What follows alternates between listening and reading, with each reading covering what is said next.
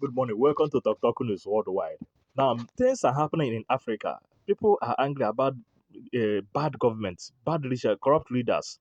Imagine in Guinea Bissau, there is a new coup.He, a new military takeover.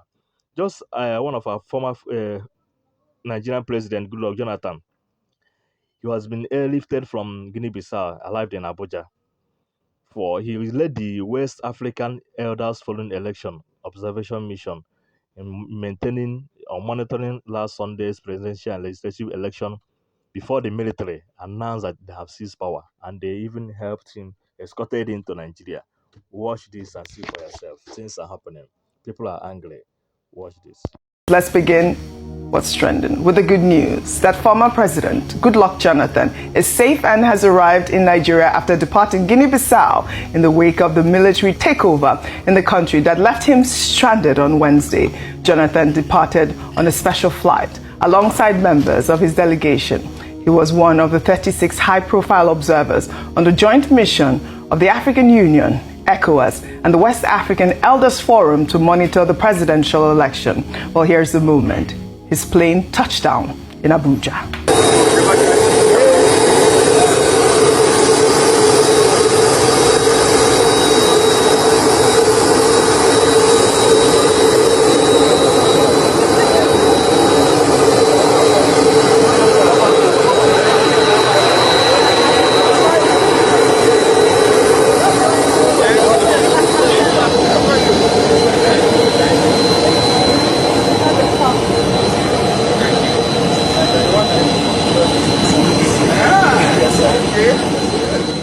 Well, former President Jonathan is finally safe and out of Guinea-Bissau, but this episode highlights the dangers facing election observers in West Africa's increasingly unstable democratic landscape. I'll take some reactions, Femi, before I come to you.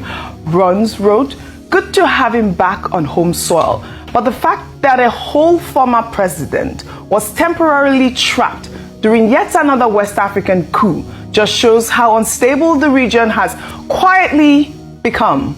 Safe return is good, but the bigger question is, when will ECOWAS stop reacting and finally start preventing these crises?"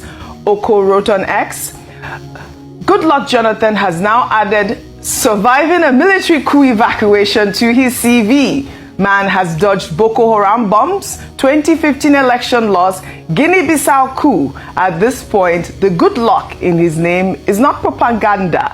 It's a verified spiritual gift.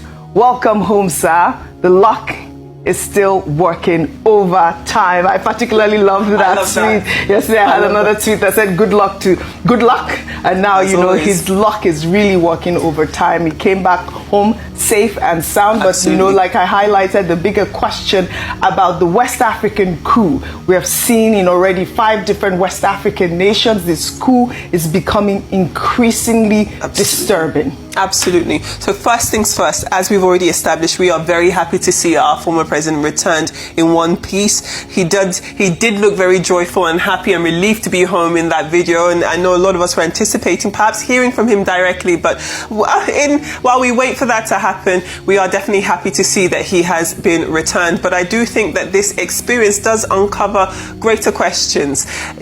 What is he now going to do with this experience? It would be interesting if he does use his now platform and this experience perhaps to speak to the federal government, speak to the African Union, speak to ECOWAS. Again, furthering the point in the first tweet about what you're going to do to be more proactive rather than reactive. He has a very unique position in the fact that he went there for one thing, to observe democracy, to champion democracy, and he was met with the direct opposite of it. So it can't just be a conversation that ends with his safe return. While we are very happy and we do understand, this is another example about why it is a positive thing to name your children well, because they continue to embody what their name means. Yes. But I would love to see this go further once he does return here to Nigeria, perhaps to speak to the president, to speak to the federal government and just talk to them about what we can really do, because in as much as we can say that this is a distant issue, that this is something that affects other countries over there, this is still our backyard, this is still our region. And while we do not want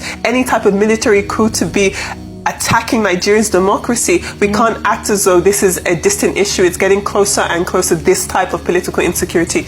And he has to put a stop to it. It has to end. Absolutely.